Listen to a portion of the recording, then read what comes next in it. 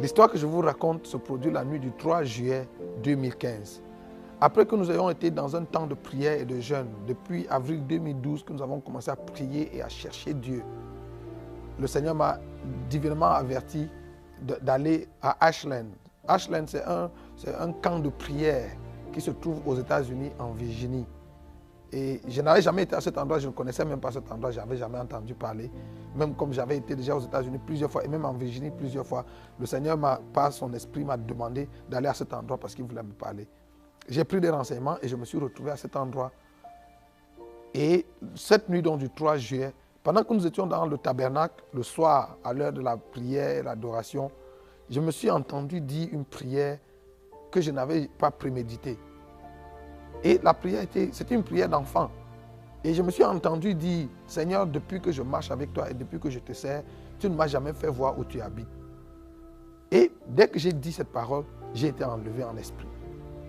Je me suis écroulé à l'hôtel où j'étais tenu et je me suis retrouvé en train de marcher avec un ange qui me conduisait. Nous montions des marches, nous avions comme un escalier devant nous et nous montions des marches. Et nous sommes montés bien haut et nous sommes arrivés devant un grand portail blanc.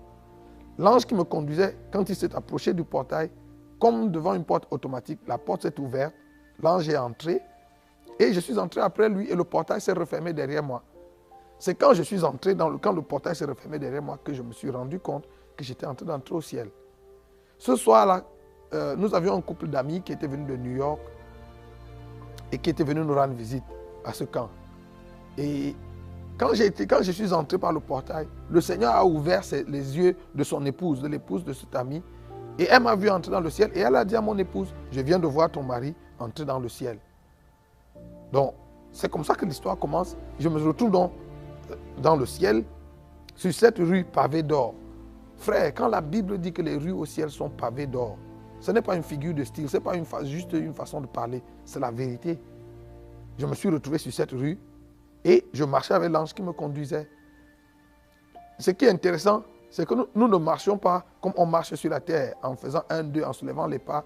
J'avais l'impression qu'il y avait sous mes pieds un tapis roulant qui nous faisait glisser et on avançait. Et de part et d'autre de la rue, il y avait une belle cité, de belles maisons, de maisons tellement belles que je n'en ai jamais vues sur la terre.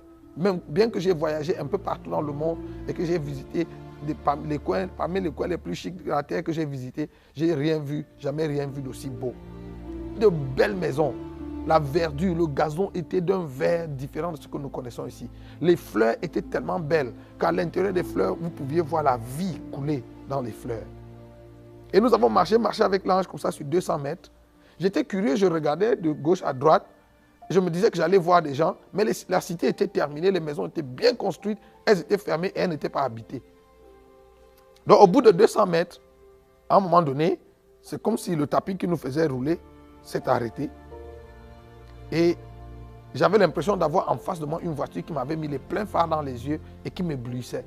La lumière était tellement vive que j'ai fermé mes yeux, j'ai baissé la tête et j'ai dit à l'ange qui me conduisait, est-ce que tu peux demander au chauffeur de la voiture en face de baisser ses phares parce qu'il m'éblouit. Et l'ange m'a dit, Nyangok, ce que tu as en face de toi, ce n'est pas une voiture. Tu es devant la salle du trône. Et la lumière que tu as dans les yeux, c'est le reflet de la gloire de Dieu. Et j'ai été pris de peur. Alors je lui ai demandé, qu'est-ce qu'il faut que je fasse? Et il m'a dit, regarde autour de toi, fais exactement ce que tu vois les 24 vieillards faire.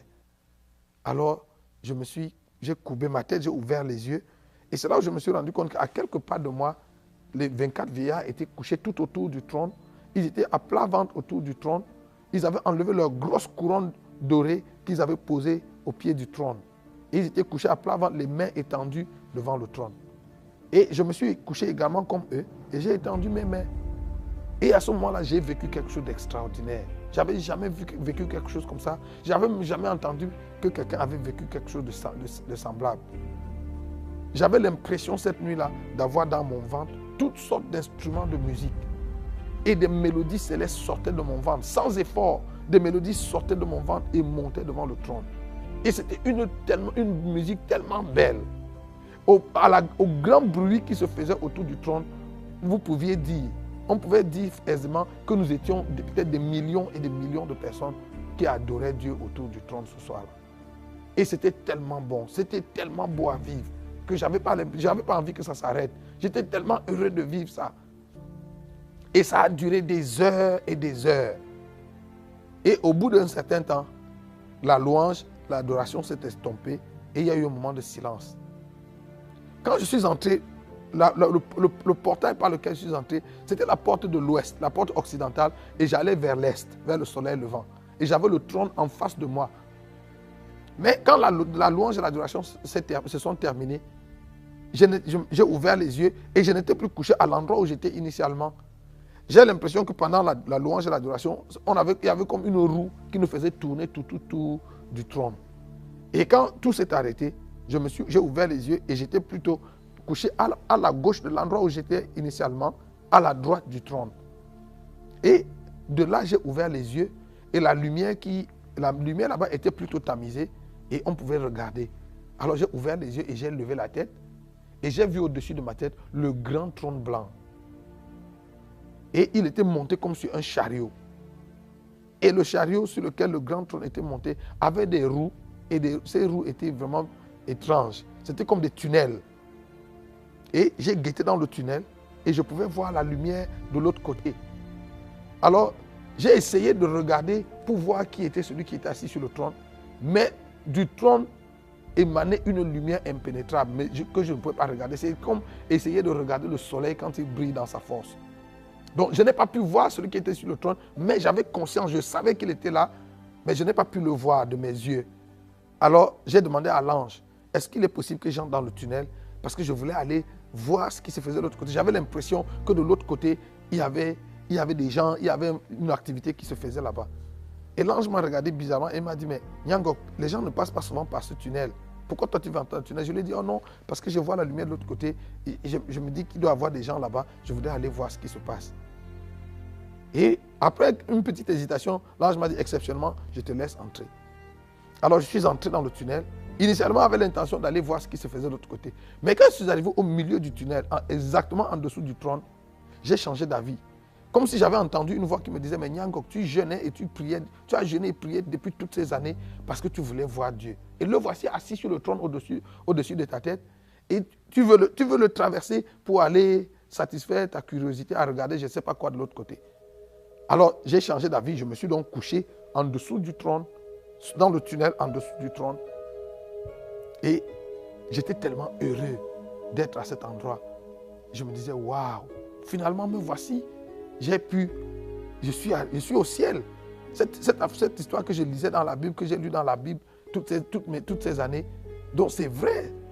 Et j'étais tellement heureux du privilège, de l'honneur que Dieu m'avait fait d'arriver à cet endroit. J'étais tellement heureux, je me disais, qu'est-ce que j'ai fait pour mériter un si grand honneur? Je me disais, combien d'hommes sur la terre, combien de serviteurs de Dieu, combien d'enfants de Dieu sur la terre n'ont jamais eu le privilège d'arriver à cet endroit? Et pendant que je me réjouissais donc du privilège que Dieu m'avait fait d'arriver jusque-là, j'ai entendu ma voix comme dans un haut-parleur. J'ai entendu le Seigneur m'appeler Nyangok. J'ai répondu, oui Seigneur. Et il m'a dit, est-ce que tu as vu la cité lorsque tu es entré dans la ville? Je lui ai dit, oui, j'ai vu la cité. Et il m'a demandé, est-ce que tu as remarqué que les travaux de construction de la cité sont terminés? Que les maisons, les demeures sont construites et qu'elles sont terminées? Je lui ai dit, oui Seigneur, j'ai remarqué. Et il m'a dit, est-ce que tu as aussi remarqué que la cité est inhabitée? J'ai dit, oui Seigneur, j'ai remarqué parce que j'étais curieux. Je me demandais, mais pourquoi il n'y avait personne? Je regardais, je croyais que j'allais voir une ou deux personnes ou reconnaître même des gens. Et j'ai dit, j'ai remarqué qu'il n'y avait personne. Et le Seigneur m'a dit, c'est pour ça que je t'ai fait venir. Je t'ai fait venir ici pour te montrer que les travaux de construction des cités dans lesquelles les élus vont vivre sont terminés. Et que la seconde venue de Jésus sur la terre pour enlever l'Église est plus qu'imminente. Mais que l'Église n'était pas prête. Et le Seigneur m'a dit, je t'ai aussi fait venir pour te montrer. La cité que tu as vue, elle est inhabitée encore parce que ceux qui doivent occuper ces maisons sont encore sur la terre. J'ai dit oui Seigneur. Et le Seigneur m'a dit, si la trompette devait retentir aujourd'hui, un petit nombre de chrétiens seulement sur la terre seraient sauvés. Et je me suis exclamé en disant, mais Seigneur, pourquoi un petit nombre? Et le Seigneur m'a dit, un petit nombre Parce que l'église sur la terre est remplie d'idolâtrie. Et le Seigneur est allé plus loin en me disant, même dans ton église. J'ai dit, non Seigneur, dans mon église à Alpha Naomi, il n'y a pas d'idolâtrie. Nous n'avons pas de monument, nous n'avons pas de statue, nous ne nous prosternons pas devant un homme ou devant quoi que ce soit. Et le Seigneur m'a dit, l'idolâtrie qui est dans l'église aujourd'hui n'est pas seulement l'idolâtrie des monuments ou des statues devant lesquelles les gens se prosternent. Le Seigneur m'a dit, l'idolâtrie qui est dans l'église aujourd'hui se trouve dans le cœur de mon peuple.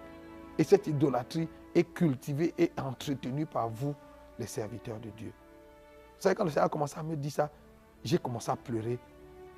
Et j'ai dit, Seigneur, s'il y a l'idolâtrie dans mon église, ça veut dire que toi et moi, nous n'avons pas la même définition de l'idolâtrie. Nous n'avons pas la même définition de ce qu'est une idole. Est-ce que tu peux me dire, d'après toi, ce que tu appelles une idole? Et le Seigneur m'a dit, l'idole, d'après moi, c'est toute chose qui discute avec moi la place ou l'attention dans le cœur de mon peuple. Tout ce qui discute la place avec Dieu dans notre cœur, tout ce qui discute l'attention avec Dieu dans notre cœur est une idole. Et quand le Seigneur m'a montré cela, j'ai commencé à pleurer. Et le Seigneur m'a dit, je t'ai fait venir ici, mais je te renvoie sur la terre pour que tu ailles parler à tes frères, aux serviteurs de Dieu, aux servants de Dieu, que tu ailles partout où il y a des hommes et que tu parles à mes serviteurs. Je lui ai demandé, Seigneur, comment est-ce que nous avons cultivé l'idolâtrie dans le cœur de ton peuple? Et le Seigneur m'a dit, parce que vous, mes serviteurs, vous avez changé le message. Vous avez quitté le message original, le message essentiel de l'évangile. Aujourd'hui, vous prêchez les choses que vous aimez, les choses que les gens aiment entendre. Et j'ai demandé au Seigneur, alors Seigneur, c'est quoi le message? Le Seigneur m'a dit, le message de l'évangile, c'est Christ, c'est Jésus-Christ et Christ crucifié et rien d'autre. Et le Seigneur m'a dit, peu importe ce que vous prêchez, peu importe ce que tu prêches, si ce n'est pas ancré en Christ et en Christ crucifié, si ça n'a pas pour socle ou pour centre Jésus-Christ et Jésus-Christ crucifié, tu es à côté de la plaque. Et le Seigneur m'a dit, je suis fâché de vous, mes serviteurs, vous les prédicateurs, parce que c'est vous qui avez détourné les regards du peuple de moi. Et je me suis rappelé de cette parole de l'apôtre Paul dans Colossiens chapitre 3. L'apôtre Paul dit, si vous êtes ressuscité avec le Christ, recherchez les choses d'en haut où Christ est assis à la droite de Dieu. Affectionnez-vous aux choses qui sont en haut et non à celles qui sont sur la terre. Et le Seigneur m'a dit, c'est vous qui avez baissé les regards de mon peuple des choses d'en haut pour les mettre sur les choses de la terre. Parce que vos messages, tous vos messages et toutes vos prophéties tournent autour de Dieu va te donner le mari, Dieu va te donner le travail, Dieu va te donner ceci. Et le Seigneur m'a dit, et je n'ai pas un problème à donner ça à mon peuple. Sauf que c'est à ça que vous les avez conduits. C'est à ça que vous avez tourné leur regard. Et mon peuple a enlevé les yeux de moi et des choses d'en haut pour les fixer sur les choses de la terre. Le Seigneur m'a dit, je t'envoie pour que tu ailles parler à mes serviteurs et à mes servantes et appelle-les à revenir au message, à l'essentiel du message. Le message de l'évangile doit être centré sur Christ et centré sur le calvaire. Et frère, pendant que le Seigneur me parlait, je pleurais tellement parce que je me suis rendu compte que l'église est remplie de tellement de choses. Aujourd'hui, le mouvement de la prospérité fait que nous sommes tous à la recherche d'un peu plus d'argent, un peu plus de connexion, un peu plus de percée. Et nous avons perdu de vue le Seigneur. Et pendant que le Seigneur me disait qu'un petit nombre seulement de personnes allaient être sauvées, je me suis rappelé qu'en janvier 2014, j'avais appelé un de mes amis au Bénin qui est prophète pour le saluer et pour lui adresser les vœux de Nouvel An. Et quand nous avons fini les civilités au téléphone, il a commencé à me raconter une expérience qu'il avait vécue. L'année d'avant, en 2013, il avait passé 9 mois en retraite de prière. Il s'était enfermé pour chercher Dieu. Et vers la fin de sa retraite, un soir, pendant qu'il priait, le Seigneur, il a été enlevé, il s'est retrouvé dans une transe et le Seigneur lui a montré une vision. Et le Seigneur lui a montré en vision la fin des temps. Le Seigneur avait rassemblé les habitants de la terre à un coin et le royaume des cieux était de l'autre côté. Et entre la terre et le royaume des cieux, il y avait un pont, comme une passerelle. Et en dessous de ce pont, il y avait l'étang ardent de feu. Et d'après la vision qu'il a eue, le Seigneur faisait l'appel, il appelait les hommes les uns après les autres. Et quand c'était votre tour, quand vous entendiez votre nom, vous veniez sur le pont. Et dès que vous montiez sur le pont, il y avait c'était comme un pont électrique qui vous faisait avancer sans que vous fassiez un effort. Et le Seigneur commençait à vous raconter l'histoire de votre vie. Et plus le Seigneur vous parlait des choses que vous aviez faites sur la terre, plus vous avanciez graduellement vers le royaume des cieux. Et si le Seigneur finissait de parler et que vous n'aviez pas traversé, le pont s'ouvrait et vous tombiez dans le feu. Et il me dit que les 1000 premières personnes qui ont été appelées, 2 seulement sont entrées dans le royaume des cieux. Et il était la 1001e personne que le Seigneur a appelée. Et quand le Seigneur l'a appelé, le Seigneur lui a dit, lui a donné son nom, tu es prophète, tu as voyagé dans les nations du monde, tu as implanté les églises, tu as prêché dans les conférences, dans les campagnes d'évangélisation, dans les croisades, dans les séminaires, ainsi de suite. Tu as fait toutes ces choses pour moi. Et il répondait, oui Seigneur, oui Seigneur. Et il avançait, et il avançait. Et il dit qu'il était à 2 pas de franchir le pont pour entrer dans le royaume des cieux quand le Seigneur lui a dit, malheureusement, toutes ces choses, tu les faisais pour toi et non pour moi. Et le pont s'est ouvert et il est tombé dans le feu. Et c'est à ce moment qu'il est sorti de la vision. Et quand il est sorti de cette vision, le Seigneur a commencé à lui parler de la seconde venue de Jésus et de la fin des temps qui était proche. Donc, il me raconte la vision et il me l'a raconté en pleurant au téléphone. Et il m'a dit, mon frère Pierre, il faut qu'on commence à prêcher le retour du Seigneur, qu'on commence à préparer l'église au retour du Seigneur. Il dit, le Seigneur m'a montré l'enlèvement, le Seigneur m'a montré la fin des temps. Et le Seigneur m'a montré que moins de 2% des chrétiens seulement sur la terre vont être sauvés. Quand il me l'a dit ce jour-là, dans ma pensée, je me suis dit, ah, frère, je comprends que pas beaucoup de gens vont être sauvés, mais de là à dire que moins de 2%, je me disais que même peut-être un dixième, même la dîme, ou même 20%, moins de 2%, en tout cas le chiffre me paraissait trop peu, trop petit. Alors, mais je ne le lui ai pas dit, ça c'était ma réflexion, et puis j'étais à mon épouse, on a écouté, il nous a raconté la vision qu'il avait eue, et puis après on a commenté, on a dit, ah bon, vraiment, il faut qu'on se prépare vraiment pour le retour du Seigneur, mais 2%, moi je ne suis pas sûr. Donc ce jour-là, pendant que j'étais couché dans le tunnel, et j'ai demandé au Seigneur, mais pourquoi un petit nombre? Alors que dans toutes les nations, il y a des églises qui poussent, des grandes églises qui poussent, et des milliers de gens, beaucoup plus de personnes viennent dans les églises pour prier, pour te chercher. Et le Seigneur m'a dit, Nyango, ne te laisse pas séduire par le grand nombre de personnes que tu vois qui affluent à l'église. La grande majorité de ces personnes ne viennent pas à l'église pour me chercher. Ce n'est pas moi qu'elles cherchent. Elles viennent pour chercher les choses que je donne. Elles ne veulent pas avoir une relation avec moi. Ce qui les intéresse, c'est les choses que je donne. Et j'ai dit, ah Seigneur, mais quand ces gens viennent quand même prier et te demander ces choses, tu les leur donnes. Et le Seigneur m'a dit, oui, je le leur donne parce que je suis un Dieu généreux. Et il m'a dit, Nyango, ne te trompe pas. Je ne donne pas qu'aux chrétiens. Je donne aux chrétiens, je donne aux musulmans, je donne aux bouddhistes, je donne aux païens, je donne aux athées. Je fais lever mon soleil sur les justes et sur les méchants. Je fais pleuvoir sur les justes et sur les méchants. C'est vous les prédicateurs qui avez donné l'impression que Dieu ne donne qu'aux chrétiens. Et que quand Dieu nous donne les choses que nous lui demandons, c'est la preuve que Dieu est d'accord avec nous, que Dieu approuve de notre façon de vivre. Le Seigneur m'a demandé, Nyango, est-ce que tous les hommes riches de la terre que tu connais sont des chrétiens? Je lui ai dit non. Il m'a dit, dans ton pays, tous ceux qui sont au pouvoir, ceux qui gouvernent, ceux qui dirigent ton pays, est-ce qu'ils sont tous des chrétiens? Je lui ai dit non. Et il dit, mais est-ce que ce n'est pas écrit dans ta Bible que toute autorité vient de Dieu? J'ai dit oui, c'est écrit comme ça. Et le Seigneur m'a dit, c'est moi qui leur ai donné le pouvoir. C'est moi qui les ai rendus riches. Ils voulaient la richesse, je leur ai donné la richesse. Ils voulaient le pouvoir, je leur ai donné le pouvoir. Mais pour autant, ils ne sont pas mes enfants. Ils ne sont pas en règle avec moi. Et s'ils meurent dans l'état où ils sont, et s'ils ne se réconcilient pas avec moi, s'ils ne se répandent pas, ils vont aller en enfer, bien que pendant leur vie sur la terre, je leur ai donné argent, pouvoir, ainsi de suite. Et là, j'ai commencé à pleurer. Et le Seigneur m'a dit, dans ma nature de Dieu généreux, je sais partager. Et le Seigneur m'a montré un texte. Je suis sûr que j'avais déjà lu ce texte en passant, mais ce jour-là, ce texte a pris une autre dimension. Le texte est Exode 34, verset 14. Le texte dit, tu ne te prosterneras pas devant un autre Dieu, ou tu n'adoreras pas un autre Dieu, car l'Éternel, ton Dieu, porte le nom de jaloux. Il est un Dieu jaloux. Frère, je connaissais les noms de Dieu, mais je ne savais pas que Dieu portait le nom, qu'il n'était pas seulement jaloux, mais qu'il portait le nom de jaloux. Et le Seigneur m'a dit, dans ma nature de Dieu jaloux, je ne sais pas partager.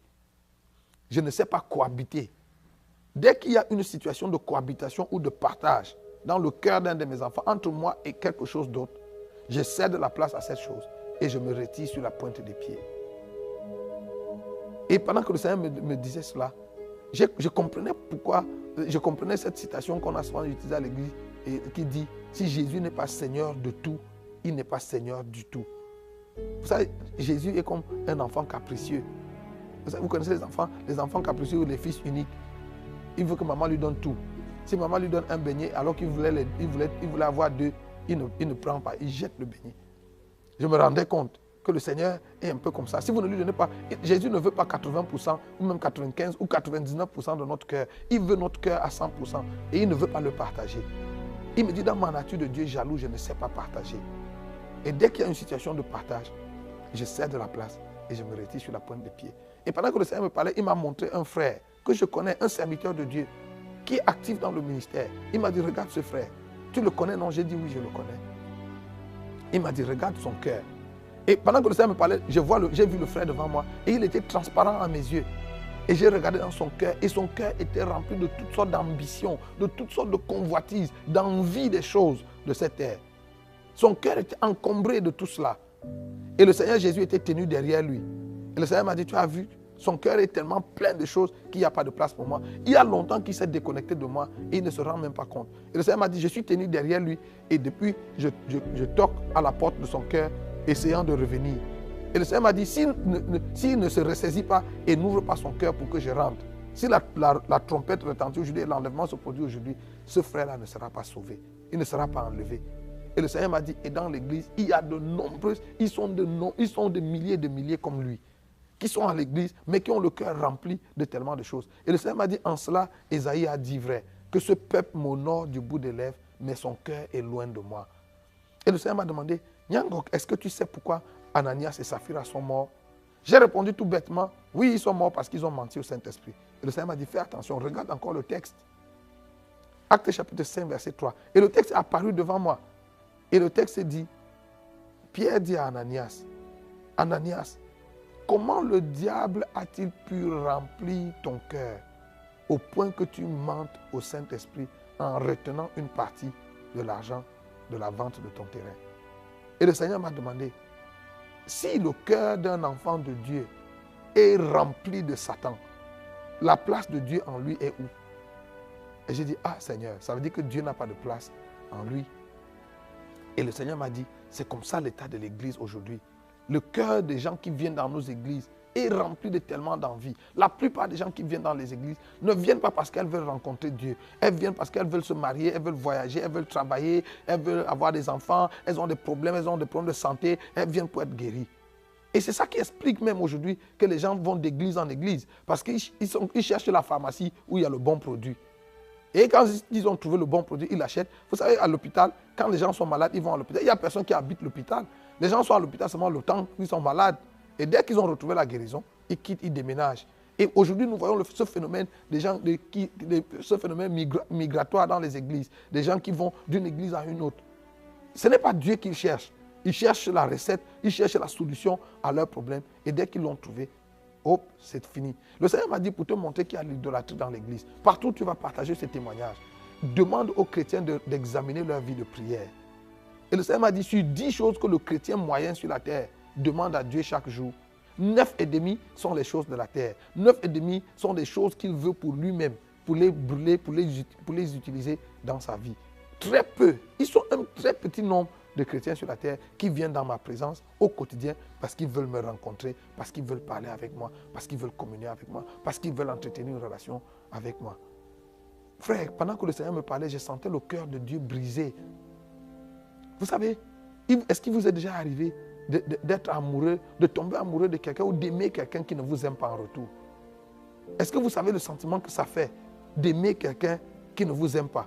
Ou alors d'être avec quelqu'un qui ne vous aime que à cause des choses que vous lui donnez?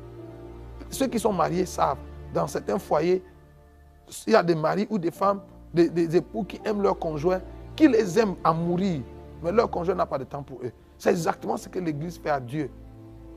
Le Seigneur nous aime, il nous aime d'un amour profond, il nous aime d'un amour éternel. Mais nous ne l'aimons pas en retour. Ce que nous aimons chez lui, tout ce que nous voulons, c'est les choses qu'il nous donne. Nous voulons qu'il exauce nos prières, qu'il nous donne l'argent, qu'il nous donne le voyage, qu'il nous donne le travail, qu'il nous donne les voitures, qu'il nous donne les maisons, qu'il nous donne ces choses. Et nous n'avons presque pas de temps à passer avec lui. Nous n'avons pas de temps à lui consacrer. Et pendant que le Seigneur me parlait, je sentais son cœur brisé. Et le Seigneur m'a dit, je veux que tu ailles parler à mon église, que tu ailles ramener mon église vers moi. Et le Seigneur m'a dit, vous les prédicateurs, c'est vous qui avez éloigné le peuple de moi. Et pendant que le Seigneur me parlait, il m'a montré un prédicateur qui est en train de prêcher. Il dit, regarde ce pasteur, depuis qu'il prêche, ça fait plus de 30 minutes qu'il prêche, il ne parle pas de moi. Les regards du peuple sont tournés vers lui et non vers moi. Et pendant que je regardais dans ce frère, il était en train de prêcher. Il était en train de prophétiser. Je prophétise que si tu dis Amen, ta percée va venir dans 24 heures. Si tu donnes une offrande, il disait ces choses que nous entendons régulièrement dans les églises. Et le Seigneur a dit, tu vois, ça fait 30 minutes qu'il parle. Et il tourne les regards du peuple vers les choses qu'ils vont avoir. S'ils disent Amen, s'ils se connectent, s'ils donnent une offrande. Mais il ne tourne pas les regards du peuple vers moi. Je suis là, mais il n'amène pas le peuple à me voir. Le Seigneur a dit, vous mes serviteurs, je vous ai appelés, je vous ai envoyés pour que vous tourniez les regards du peuple vers moi et non vers vous. Ce que vous avez fait aujourd'hui, c'est que vous avez tourné les regards du peuple vers vous. Et c'est vrai. Vous savez, aujourd'hui, nous faisons tellement la promotion de notre personne, de nos ministères, de nos onctions, que dans la pensée de nos fidèles, ils ne voient plus Dieu. C'est l'homme de Dieu qu'on voit. Et le Seigneur m'a dit, il est temps que vous retourniez les regards du peuple vers moi. Ramenez le peuple à moi et non à vous. Ça, le Seigneur a commencé à me parler de l'idolâtrie dans l'église. Il m'a dit, certains d'entre vous prédicateurs, quand vous vous tenez sur le pupitre pour prêcher, vous passez le temps à parler de vous, de vos chaussures, de combien votre chaussure a coûté, de combien votre costume a coûté, votre montre, votre voiture et je ne sais pas de quoi d'autre. Le Seigneur m'a dit, est-ce que tu sais qu'il n'y a aucun homme sur la terre qui fera le ministère autant que je l'ai fait en mon temps? J'ai dit oui, Seigneur. Et il dit, est-ce que tu as remarqué que nulle part dans les évangiles, je n'ai moi-même fait aucune allusion ni à mon vêtement, ni à mes chaussures, ni à la maison dans laquelle j'habitais, ni à rien d'autre. J'ai dit oui, Seigneur. Et je lui ai demandé pourquoi. Il m'a dit parce que ça ne faisait pas partie du message. Frères et sœurs, est-ce que vous vous rendez compte? Et c'est ce jour-là que je me rendais compte que Jésus n'était pas vêtu de haillons. Les habits que Jésus portait étaient la griffe, c'était des habits, le haut de gamme de son époque. Mais c'est le jour où Jésus est mort que nous avons tous su que Jésus ne s'habillait pas, il ne mettait pas sur lui n'importe quel habit. Et il était si somptueusement vêtu et il n'en a jamais fait allusion. Le Seigneur m'a dit, vos habits, vos voitures, vos maisons et tout ce que vous avez dans votre compte en banque n'a rien à voir avec le message de l'évangile. Et le Seigneur m'a dit, tout ça là, c'est ça qui contribue à cultiver l'idolâtrie dans le cœur de mon peuple. Parce que c'est à ça que vous braquez leur regard. Et ils s'engagent à courir après ces choses parce qu'ils se disent que s'ils les ont, c'est le signe que Dieu a avec eux. Frères et sœurs, le Seigneur a commencé à me montrer les églises. Et le Seigneur m'a dit, regarde, il m'a amené en Afrique, il m'a montré les églises d'Afrique, les églises d'Amérique, d'Europe, d'Asie. Certaines de ces églises étaient tellement grandes que du pupitre, vous pouviez à peine voir la fin de la foule. Et dans certaines de ces églises, des miracles se produisaient, des guérisons extraordinaires. Il y avait des signes et des prodiges qui se faisaient dans ces églises. Et le Seigneur m'a dit, regarde où je me trouve. Le Seigneur était tenu dehors. Il n'avait pas de place dedans. Et j'ai dit, Seigneur, comment des miracles de cette nature peuvent s'opérer dans une église où tu n'es pas? Le Seigneur m'a dit, oui, c'est écrit dans ta Bible. Au dernier jour, plusieurs viendront et diront, Seigneur, nous avons prophétisé en ton nom. Nous avons chassé les démons en ton nom. Nous avons guéri les malades en ton nom. Et je leur dirai, oui, vous avez fait tout cela, mais retirez-vous de moi, vous qui commettez l'iniquité, car je ne vous ai jamais connu. Le Seigneur m'a dit, c'est possible. Et il m'a dit, Nyangok, fais attention afin de ne pas être séduit. Parce qu'aujourd'hui sur la terre, il y a beaucoup d'ouvriers d'iniquité qui sont des faiseurs de miracles. Et des foules nombreuses les suivent, mais ils les conduisent à la perdition. Le Seigneur m'a dit, ce n'est pas parce qu'un homme de Dieu fait des miracles et fait des guérisons qu'il est forcément de Dieu. C'est écrit dans la Bible que plusieurs faux prophètes viendront et ils feront tellement de grands miracles qu'ils feront même descendre le feu du ciel. Et le Seigneur m'a dit, il faut que tu demandes à l'église de prier ardemment pour recevoir le don du discernement. Sinon, beaucoup de chrétiens, beaucoup d'élus vont être séduits, vont être entraînés par le mouvement de l'heure. Et le Seigneur m'a montré ces églises. Et j'ai dit, Seigneur, comment ça? Comment c'est possible? Et le Seigneur m'a dit, souviens-toi, lorsque les enfants d'Israël sont sortis d'Égypte, après la traversée de la mer Rouge, l'idolâtrie est entrée dans le camp d'Israël. Et Israël a commencé à murmurer contre Dieu et contre Moïse chaque jour, parce qu'il se souvenait des concombres et des oignons d'Égypte. Et Ils ont tellement provoqué la colère de Dieu que Dieu a juré dans sa colère que ce peuple n'entrera pas dans son repos. Et le Seigneur m'a dit, ce jour-là, quand j'ai juré que ce peuple n'entrera pas dans mon repos, je me suis retiré du camp d'Israël. Mais quand Dieu s'est retiré, frères et sœurs, il n'a pas enlevé la colonne de nuée et la colonne de feu. La colonne de nuée était les symboles, les artifices de la présence de Dieu qui les accompagnait dans le désert. Dieu a laissé les symboles de sa présence, les artifices de sa présence au milieu du camp d'Israël, mais lui-même n'était pas là. Souvenez-vous que c'est conduit par cette colonne de nuée et cette colonne de feu que les enfants d'Israël ont marché, ont tourné en rond pendant 40 années dans le désert jusqu'à ce qu'ils soient tous morts. Ils étaient dans cette présence, dans cette nuée qui symbolise la présence de Dieu, mais ils sont tous morts. Aucun d'eux n'est entré dans la terre promise. Et le Seigneur m'a dit, tu te souviens d'Élie? Dans 1 Roi chapitre 18, Élie était sur la montagne de Dieu. Et la Bible dit que Dieu a fait venir le feu. Et Élie a dit, certainement l'Éternel est dedans. Et l'Éternel n'était pas dans le feu. Et l'Éternel a fait venir le vent, a fait venir un tourbillon. Et l'Éternel n'était pas dedans. L'Éternel a même fait venir un tremblement de terre. Et l'Éternel n'était pas dedans. Ensuite, l'Éternel est venu dans une petite et douce voix. Et le Seigneur m'a dit, Nyangok, fais attention. Tu peux avoir sur la terre un ministère de feu, un ministère de tourbillon et un ministère qui provoque des tremblements de terre et rater Dieu. Tu peux avoir ce ministère, on peut avoir un ministère de feu. Aujourd'hui, nous voyons ça dans les églises. Tout le monde crie le feu de Dieu. Et on peut avoir un ministère de feu et ne pas avoir Dieu. On peut avoir un ministère puissant sur la terre et rater Dieu. Vous savez, quand j'ai vécu cette expérience, c'est là où j'ai compris l'apôtre Paul. Cet homme qui avait vu le 3e siècle, qui est allé jusqu'au 3e siècle, qui avait vu et entendu des choses qui sont difficiles pour le langage humain de reproduire. La Bible dit que Paul vivait dans une crainte. Il dit, je traite durement mon corps et je le tiens assujetti de peur qu'après avoir prêché aux autres, je sois moi-même rejeté. Si Paul pouvait vivre avec la crainte de rater le ciel, qui sommes-nous, frères et sœurs? Vous savez, j'ai compris, quand j'ai vécu cette expérience, j'ai compris ce que l'apôtre Paul disait aux Galates. Il leur a dit, travaillez à votre salut avec crainte et tremblement.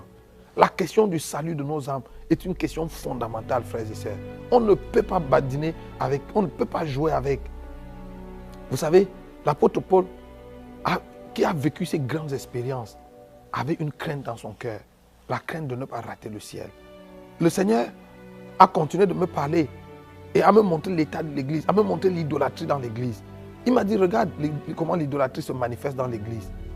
Quand les chrétiens viennent à l'église et que c'est le moment des offrandes, chacun de nous met sa main dans sa poche et sort un billet de banque, $1, $5, $10 ou 1000 francs, 5000, quelle que soit la monnaie qu'on utilise. On prend une certaine quantité d'argent qu'on met dans le panier d'offrande. C'est notre offrande à Dieu. Mais si pendant le même culte, un prophète commence à prophétiser sur la vie des gens, les mêmes personnes qui venaient de donner à Dieu $1 ou 1000 francs ou 5000 vont rentrer dans leur poche et sortir une somme importante d'argent pour aller mettre sur l'autel pour se connecter à la prophétie. Le Seigneur m'a dit ça, c'est l'idolâtrie. Parce que quand il faut donner à Dieu, quand il faut donner par amour pour Dieu, nous lui donnons les jetons, nous lui donnons la monnaie que nous avons dans nos poches, nous lui donnons les restes. Mais quand il faut donner pour nous-mêmes, pour notre percée, pour notre miracle, nous faisons nous donnons des vraies offrandes. Le Seigneur m'a dit ça, c'est l'idolâtrie. Le Seigneur m'a dit, regarde l'idolâtrie dans l'église. Regarde tous ceux qui sont des travailleurs, fonctionnaires, élèves et étudiants à l'église. Tous les jours de la semaine, de lundi à vendredi ou même jusqu'à samedi pour certains, ils se lèvent chez eux tous les matins à 5 heures pour se prêter, pour aller au travail, pour aller à l'école. Ils s'arrangent à être à l'heure pour qu'à 7h30 ou à 8h, ils soient au travail. Mais les mêmes personnes, dimanche matin, viennent à l'église en retard. Le culte commence à 9h ou à 10h et ils arrivent en retard. Et le Seigneur m'a dit, ça aussi c'est de l'idolâtrie. J'ai dit, Seigneur, comment ça? Le Seigneur m'a dit, parce que ces frères ne voient pas que c'est moi la source de leur vie. C'est pour ça qu'ils donnent plus d'attention à leur travail, parce qu'ils pensent que leur travail, c'est ça qui est la source de leur vie. Que leur vie dépend, leur suivi dépend de leur travail, de leurs études, ainsi de suite, et pas de moi. C'est pour ça que quand le Seigneur m'a dit ça, j'ai dit à mes enfants, vous voyez, même vous êtes menacés par l'idolâtrie. Parce que mes enfants, des plus grands aux plus petits, tous les jours, de lundi à vendredi, c'est à 5 heures que tout le monde se réveille. le temps de se laver, de prendre rapidement le petit déjeuner et de prier pour aller à l'école. Si pendant la dévotion matinale, j'essaye même de rallonger de 2 ou de 5 minutes, ils commencent à s'agiter parce qu'ils ne veulent pas être en retard. Et je leur ai dit, vous voyez, mais dimanche matin, pour vous réveiller le matin, il faut qu'on maman crie, qu'on bavarde. J'ai dit, ça c'est l'idolâtrie. Vous êtes guettés, vous aussi l'idolâtrie vous guette. Donc le Seigneur a commencé à me montrer tellement de cas d'idolâtrie dans l'église. Et c'était tellement vrai. C'était tellement vrai. Et le Seigneur m'a dit, la plupart d'entre nous, chrétiens à l'église, nous sommes pleins d'ambition. Le Seigneur m'a dit, il y a 2 types de chrétiens et 2 types de serviteurs de Dieu sur la terre. Ceux qui servent Dieu et ceux qui se servent de Dieu. Et le deuxième groupe, ceux qui se servent de Dieu, sont les plus nombreux. Vous savez, pour la plupart des chrétiens aujourd'hui, Dieu n'est pas notre objectif, Dieu n'est pas notre fin. Dieu est le moyen, l'outil que nous utilisons pour arriver à notre fin, pour obtenir ce que nous voulons. Et ça, c'est l'idolâtrie.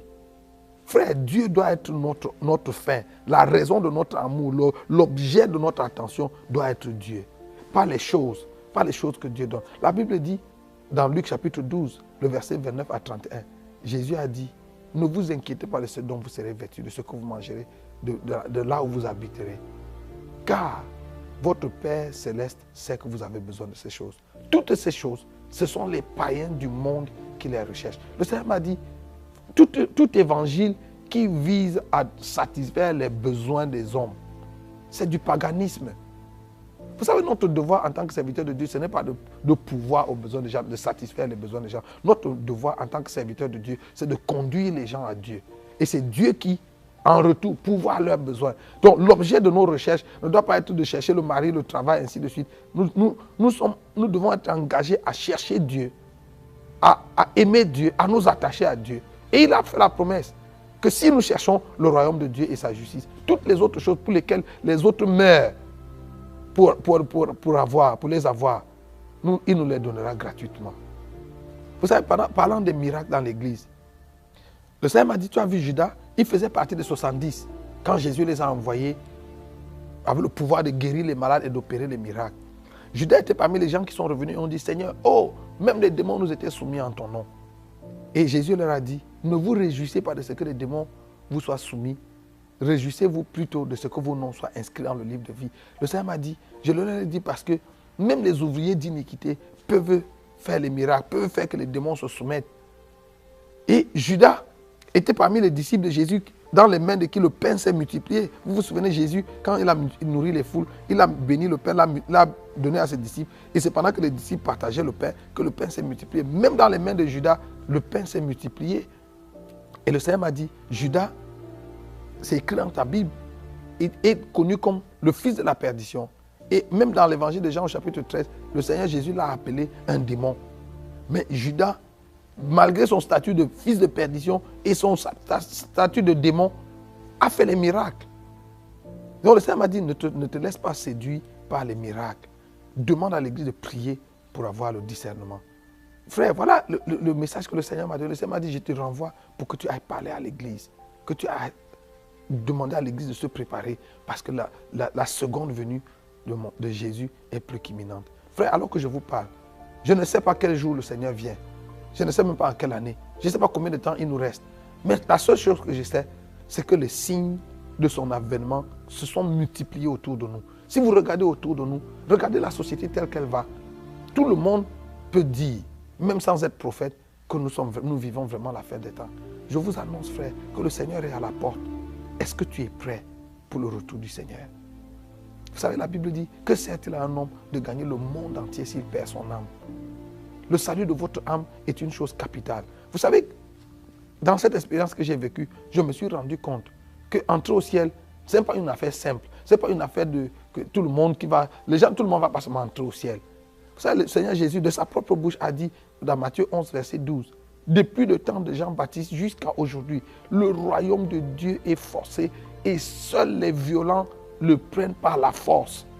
Donc le royaume de Dieu, ce n'est pas pour les gentlemen qui ont leurs mains dans la poche, qui marchent vers le ciel en sifflotant. Si vous devez entrer au ciel un jour, vous devez vous déterminer. Vous devez avoir une résolution ferme et travailler acharnement à votre salut. Encore que Jésus a dit que si votre œil est pour vous une pierre d'achoppement ou si votre main est pour vous une occasion de chute, coupez-le. arrachez votre œil. Il vaut mieux pour vous d'entrer dans le ciel borgne, boiteux ou manchot que d'avoir vos 2 pieds et aller en enfer. Donc, c'est de cette rigueur qu'il s'agit. Si vous devez entrer au ciel un jour, vous devez avoir cette rigueur. Vous savez, un jour, on a demandé au Seigneur Jésus dans Luc chapitre 13, Seigneur, n'y a-t-il que peu de gens qui vont être sauvés? Je crois le verset 23. Au verset 24, Jésus répond, efforcez-vous d'entrer par la porte étroite, car plusieurs chercheront à y entrer et ne le pourront pas. Pourquoi on doit s'efforcer si l'entrée du ciel est acquise? Si l'entrée du ciel est donnée à tout le monde? Non. Le Seigneur a dit, efforcez-vous d'y entrer, parce que plusieurs chercheront à y entrer et ne le pourront pas. Je vous pose la question. Quand Jésus dit que plusieurs chercheront à y entrer et ne le pourront pas, il parle de qui? Jésus ne parle pas là des gens du monde. Parce que les gens du monde ne cherchent pas à entrer dans le royaume des cieux. C'est nous qui sommes à l'église qui cherchons à entrer dans le royaume de Dieu. Et le Seigneur a dit, plusieurs chercheront à entrer et ne le pourront pas. En d'autres termes, il n'y a que très peu qui entreront. Aujourd'hui, alors que tu écoutes ce message, le Seigneur t'interpelle à travailler pour être parmi les gens qui vont entrer au ciel. Vous savez, ce message vient comme une sonnette d'alarme pour nous réveiller, pour que nous puissions nous examiner nous-mêmes. Regarde au fond de ton cœur, quelles sont les idoles qu'il y a dans ton cœur? Quelles sont ces choses auxquelles tu es attaché, qui te détournent de la voie de Dieu, qui te détournent du Seigneur, qui font que Dieu est devenu une chose secondaire ou devenu seulement un élément de décor dans ta vie et pas la chose essentielle. Vous savez, si nous ne faisons pas de Jésus la chose essentielle, nous sommes menacés, nous sommes sur le chemin qui mène à la perdition. Le Seigneur a dit, ce ne sont pas tous ceux qui me disent Seigneur, Seigneur, qui entreront dans le royaume des cieux. C'est celui-là seul qui fait la volonté de mon Père qui est dans les cieux. Frère, alors que je vous parle maintenant, il y a 5 sœurs en Christ qui brûlent en enfer. La Bible les appelle les vierges folles. Ces vierges folles étaient les sœurs en Christ. Elles étaient vierges. Ça dit qu'elles n'avaient jamais connu d'adultère, elles n'avaient jamais commis de fornication, elles n'avaient jamais commis de péchés graves, de gros péchés comme on les appelle aujourd'hui. C'était des femmes consacrées qui avaient vécu une vie chaste, une vie sobre, mais qui à la dernière minute ont raté l'enlèvement et se sont retrouvées dehors, là où il y a les pleurs et les grincements des dents. Frère, il est possible qu'on soit dans l'église toute notre vie et qu'on rate l'enlèvement, qu'on rate le ciel. Vous savez, si aller au ciel n'est pas une chose à laquelle nous sommes vraiment attachés, nous pouvons rater le ciel. Vous savez, l'apôtre Paul a dit quelque chose dans 1 Corinthiens chapitre 15 qui me fait peur. L'apôtre Paul a dit, frère, je vous rappelle l'évangile que je vous ai annoncé, auquel vous avez cru et dans lequel vous avez persévéré et par lequel vous serez sauvés si. Et il dit, si vous le retenez dans les termes dans lesquels je vous l'ai annoncé. Il est possible d'avoir entendu l'évangile, d'avoir cru en l'évangile, d'avoir persévéré en l'évangile et de rater le salut. Si nous ne retenons pas l'évangile dans les termes dans lesquels l'évangile nous a été annoncé. La question du salut est une question fondamentale, une question capitale. Vous savez, ce qu'il y a de plus dangereux avec l'enfer, c'est que sur la terre, quand vous commettez un crime, on vous traduit en justice. Et c'est le magistrat qui, après avoir écouté, après avoir examiné l'offense que vous avez commise, décide de la peine qui va vous être infligée. En fonction de la gravité de ce qui vous est reproché, vous allez être condamné à 6 mois, à 1 an, à 5 ans, à 10 ans, à 20 ans, peut-être à prison à vie ou même à la peine capitale. Mais vous savez, en enfer, ça ne se passe pas comme ça. L'enfer, la peine, la sentence est déjà connue. La sentence est la même pour tout le monde. Petit pécheur, grand pécheur, vous avez dit seulement un petit mensonge, ou alors quelqu'un qui a tué tout un pays, qui a décimé des millions de personnes comme Hitler. La sentence est la même pour tout le monde. L'enfer, c'est la condamnation éternelle, la perdition éternelle. Imaginez donc ces 5 vierges qui, pendant qu'elles étaient sur la terre, n'ont pas connu les plaisirs de ce monde, ne se sont pas livrées au péché comme les autres, mais qui vont quand même subir la même sentence que les drogués, les bandits, le grand chemin, les criminels, les grandes prostituées. Frère, si tu m'entends aujourd'hui, voici l'heure de faire la paix avec Dieu. Voici le moment de te ressaisir. Arrête-toi et regarde au fond de toi-même. Est-ce que tu es prêt pour le ciel? Est-ce que tu es prêt pour l'enlèvement? Si la trompette retentissait aujourd'hui, est-ce que tu es sûr que tu fais partie de ceux qui vont t'enlever? Ou bien ton cœur est emporté par la volupté des choses de ce monde, par la convoitise des yeux et l'orgueil de la vie? Est-ce que ton cœur est circoncis? Est-ce que ton cœur appartient vraiment à Jésus? Vous savez, à la dernière page de notre Bible, Apocalypse chapitre 22, les 11 derniers versets, Dieu a inscrit quelque chose dans les derniers versets de la Bible. Et il les a écrits à cet endroit-là, afin que nul ne l'ignore. Le Seigneur a dit que celui qui est saint se sanctifie davantage. Et que celui qui est juste soit encore plus juste. Mais celui qui pêche, qu'il pêche davantage. Vous savez, le Seigneur nous donne la liberté. Écoute-moi frère, si tu es à l'église et tu n'as pas pour objectif premier d'aller au ciel et de vivre, de passer l'éternité avec Dieu, tu perds ton temps. Autant mieux aller dans le monde. La Bible te donne la permission d'aller dans le monde et de vivre dans le monde. Vis dans le monde, vis 100 à l'heure. Fais ce que tout le monde fait. Vas-y là dehors, couche avec tous les hommes, toutes les femmes, couche même avec les animaux comme on voit aujourd'hui. Bois tout ce qu'il y a à boire, les liqueurs, les alcools, les vins, prends même la drogue, fais tout ce qu'il y a là. Parce que la sentence sera la même au bout du compte. Mais si tu es résolu d'aller au ciel, frère, je te lance un appel. Engage-toi. Peut-être que tu m'écoutes aujourd'hui et tu n'es pas né de nouveau. Tu n'as pas reçu Jésus comme ton Seigneur et ton Sauveur personnel. Je voudrais te donner l'occasion de recevoir Jésus, d'inviter Jésus dans ta vie. Ce n'est pas par un hasard. Tu n'es pas seulement tombé sur cette chaîne par hasard. Tu ne regardes pas, tu n'écoutes pas ce message à ce moment par hasard. Dieu a voulu que tu écoutes ce message parce qu'il voulait que tu fasses partie de ceux qui vont être sauvés, de la minorité qui va être sauvée. Je te lance cet appel. Si tu n'as pas reçu Jésus dans ton cœur comme ton Seigneur et ton Sauveur, voici l'occasion de le faire. Et pour recevoir Jésus dans ton cœur comme ton Seigneur et ton Sauveur, tu n'as pas besoin, il n'y a pas de formule. La seule chose que tu dois faire, la Bible dit, quiconque invoquera le nom du Seigneur sera sauvé. La seule chose que tu dois faire, c'est d'invoquer le nom du Seigneur en toute vérité et en toute sincérité. Si tu ouvres ton cœur maintenant et tu dis à Jésus, Seigneur Jésus, viens dans ma vie et sauve-moi. C'est tout ce que tu dois dire du fond de ton cœur et Jésus va venir dans ta vie et tu vas être sauvé. Mais pour toi qui es chrétien et qui est un pied dedans, un pied dehors ou qui est à l'église mais qui a ton cœur a été emporté par les plaisirs de ce monde, à la recherche du travail, du mariage et je ne sais pas quoi. Je te lance l'appel. Ouvre ton cœur. Laisse le Seigneur Jésus circoncire ton cœur. Laisse le Seigneur Jésus nettoyer ton cœur. Enlève toi-même les idoles de ton cœur et jette-les dans le feu. À la fin de mon entretien avec le Seigneur, je lui ai posé la question, Seigneur, maintenant que tu m'as fait la grâce de venir jusqu'ici, est-ce que tu peux me montrer dans mon cœur quelles sont les idoles qu'il y a qui peuvent m'empêcher de venir vivre ici éternellement? Et le Seigneur m'a dit, Nyangok, s'il y a encore quelque chose sur la terre qui t'impressionne, cette chose est une idole. S'il y a encore quelque chose sur la terre que tu dois avoir à tout prix, que tu dois faire à tout prix, ou un endroit où tu dois aller à tout prix, toutes ces choses-là sont des idoles. Voilà la dernière chose que le Seigneur m'a dit. Et l'entretien s'est terminé et je me suis retrouvé sur la terre. J'ai été enlevé ce jour-là, il était 20 h exactement à l'horloge de l'église. Et je suis revenu sur la terre à 3 h le matin. Ce que j'essaie de vous dire en quelques minutes a duré 7 heures d'horloge. Et pendant les 7 heures, le Seigneur m'a parlé non-stop. J'ai tellement pleuré. Vous savez, quand je suis revenu dans mon corps sur la terre, j'étais couché. On m'avait transporté de l'église et mon épouse m'avait ramené dans la chambre, aidé par les amis. Et j'étais couché sur le lit et mon oreiller, l'oreiller sur lequel j'avais posé ma tête, était trempé de larmes. J'avais tellement pleuré. J'avais tellement pleuré parce que je me rendais compte, non seulement de la condition générale de l'église, mais je me rendais compte qu'on peut avoir été en Christ toute sa vie. Comme moi, j'ai accepté Jésus, j'avais 16, 17 ans. On peut avoir été en Christ toute sa vie et rater l'enlèvement le moment venu. Et j'avais tellement pleuré. Le Seigneur m'a dit, s'il y a encore quelque chose qui t'impressionne. Aujourd'hui dans l'église, nous avons des gens qui doivent se marier à tout prix, qui doivent voyager à tout prix, qui doivent construire leur maison à tout prix, qui doivent faire tellement de choses à tout prix. Frère, tout ça c'est de l'idolâtrie. Vous savez, notre objectif doit être d'aimer Jésus et de marcher avec Jésus et de vivre avec Jésus et d'aller être avec Jésus au ciel. Si chemin faisant, il nous donne des voitures, il nous donne un mari, il nous donne une épouse, il nous donne des enfants, il nous donne l'argent, il nous donne ci ou ça, c'est bien.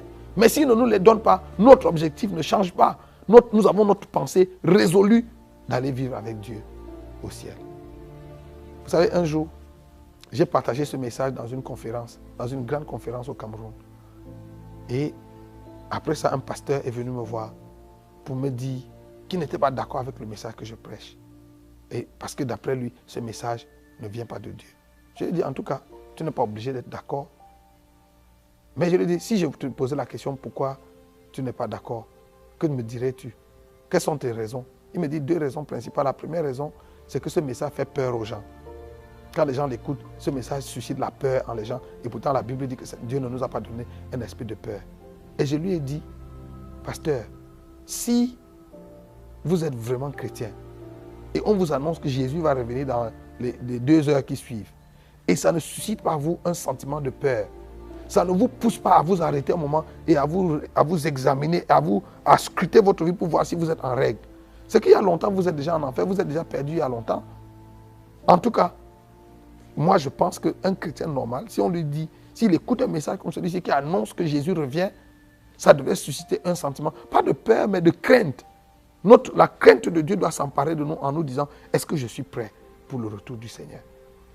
Surtout que le Seigneur Jésus a dit, quand le Fils de l'homme reviendra, trouvera-t-il la foi sur la terre? C'est une question grave.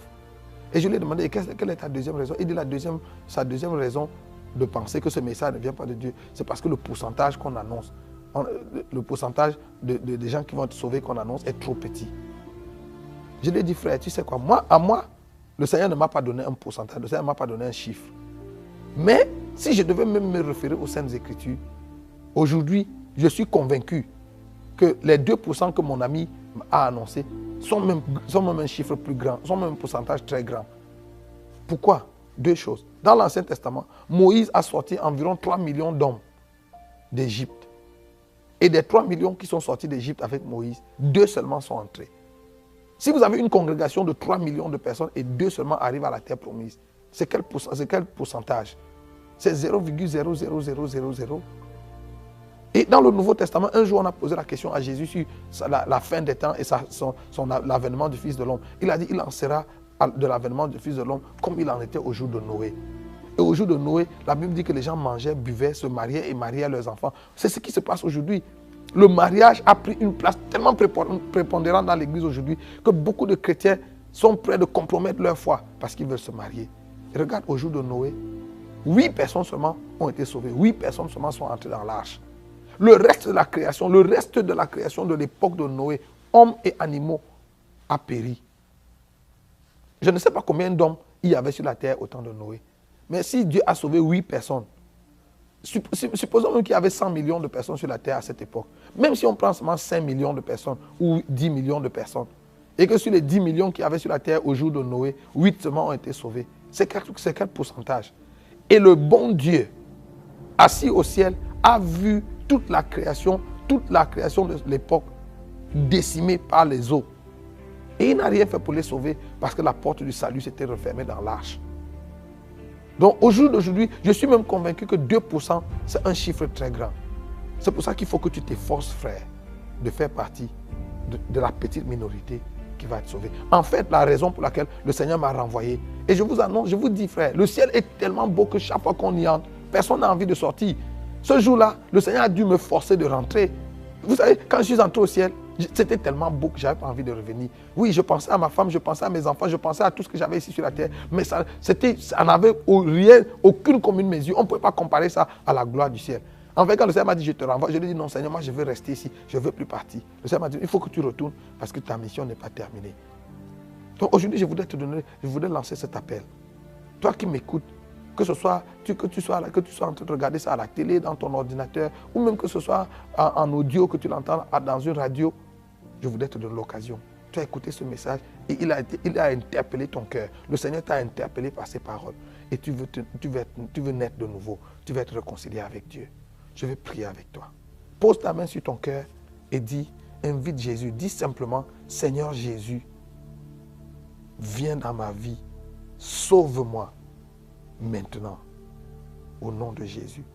Si tu le fais du fond de ton cœur, Jésus va venir dans ta vie à l'instant même et il va faire de toi son enfant. Je voudrais prier pour toi qui viens de faire cette prière, de prendre cet engagement au fond de ton cœur. Seigneur Jésus, je te rends grâce pour ces hommes et ces femmes, ces frères et sœurs qui ont entendu cette parole aujourd'hui et qui prennent l'engagement de te recevoir, de faire la paix avec toi. Par l'autorité que tu m'as donnée en tant que ton serviteur, je déclare le pardon de leurs péchés au nom de Jésus. Et je demande que leur nom soit inscrit maintenant dans le livre de vie de l'agneau et que la main de Dieu soit sur eux. Scelle-les du Saint-Esprit de la rédemption jusqu'au jour de ton avènement. Au nom puissant de Jésus-Christ. Amen. Et je voudrais prier pour toi aussi qui as écouté ce message qui est chrétien, qui est serviteur de Dieu, servante de Dieu, et tu te rends compte que l'idolâtrie a gagné ton cœur. Il y a tellement d'idoles dans ton cœur. Et tu veux recevoir de Dieu la grâce pour te défaire, pour te débarrasser de ces idoles. Je vais prier avec toi. Si tu veux, pose ta main aussi sur ton cœur et nous allons prier ensemble. Seigneur, voici tes serviteurs et tes enfants pour qui je prie maintenant. Étends ta main sur nos vies. Que sanctifie-nous par ta vérité, car ta parole est la vérité. Laisse que cette parole qui a été prêchée aujourd'hui circoncise le cœur de ton peuple. Nous débarrasse de toute forme d'idole.